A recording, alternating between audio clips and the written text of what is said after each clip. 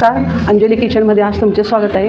आत्ताच मी leg पीसची recipe बनवली आहे। ती तर आपली झालेलीच आहे, ते नॉनव्हेज खाणाऱ्यांसाठी झाली। आता जे व्हेज खाणार आहे त्यांच्यासाठी मी मस्त आता गरम गरम बेसन करणार आहे, म्हणजे पिठलं अगदी पातळच करणार आहे आपण, घट्ट असं। तर त्याची रेसिपी मी आता बनवते आहे। इथं बघा मी डाळीचं पीठ घेतले। ही डाळ मी घरी दळून आणते, मी बाहेरचं पीठ वापरत नाही आहे। एक वाटीभर डाळीचं पीठ घेतले, त्यासाठी आपण इथे एक कांदा चिरून घेतला आहे बारीक, मिरच्या घेतल्यात 3 मी चिरून बारीक, हळद घेतली आहे, मीठ घेतले, जिरे मोहरी आणि इथं आपण कोथिंबीर घेतली आहे आणि थोडासा आपल्याला हिंग लागणार आहे। फोडणीसाठी तेल आणि पाणी। सगळ्यात आधी आपण यात मोहरी टाकूया, नंतर हे जिरे टाकते। जिरे तडतडले की आपण थोडासा हिंग टाकून घेऊया। त्यानंतर इथे ह्या मिरच्या टाकते, कांदा टाकते। आता हे छान आपलं परतत आले, तोपर्यंत आपण इथं मस्त हे बेसन घेऊया। आता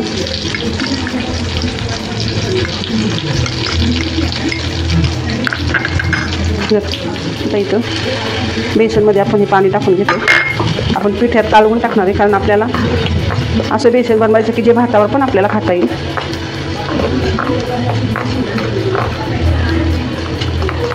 टाकू याच्यामध्ये, झटपट रेसिपी आहे आणि आपण ह्यात टाकूया थोडंसं पाणी।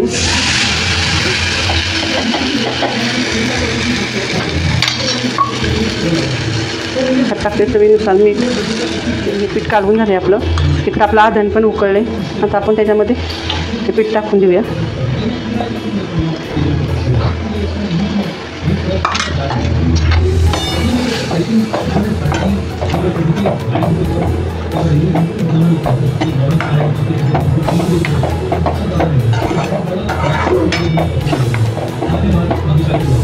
खूप मस्त आणि झटपट आपली ही रेसिपी होती। अगदी तुम्ही मटण खा, मासे खा, त्याच्यापुढं पिठलं हे जास्तीत वरचढ असतं। बघितल्याबरोबरच आपल्या तोंडाला पाणी सुटणार। पिठलं आणि भाकरी बरोबर कांदा। आता वरून टाकू आपण मस्त ही कोथिंबीर। आता मस्त ही 5 मिनिटं आता पिठलं शिजवून झालं आहे। झटपट आपली पिठल्याची रेसिपी आता तयार झाली आहे। आता मस्त गरम गरमच आता मस्त मी चपाती आणि मस्त गरम पिठलं खायला घेणार आहे। आता काढून घेऊया आपण।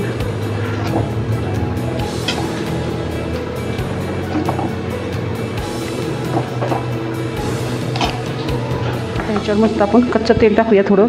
पिठल्यावर तुम्ही कच्चं तेल खाऊन बघा, खूप छान लागतं। आणि ही छान अशी कोथिंबीर, मस्त असं झटपट हे पिठलं तयार केलेलं आहे बघा। अशी मी पिठल्याची रेसिपी तयार केली, अगदी 5च मिनिटात हे पिठलं तयार केलं आहे मी। खूप चवदार, खूप मस्त टेस्टी आणि खायला बसले की एकदम छान वाटतं। पिठलं भाकरी कांदा घेऊन आता मी जेवायला बसणार आहे।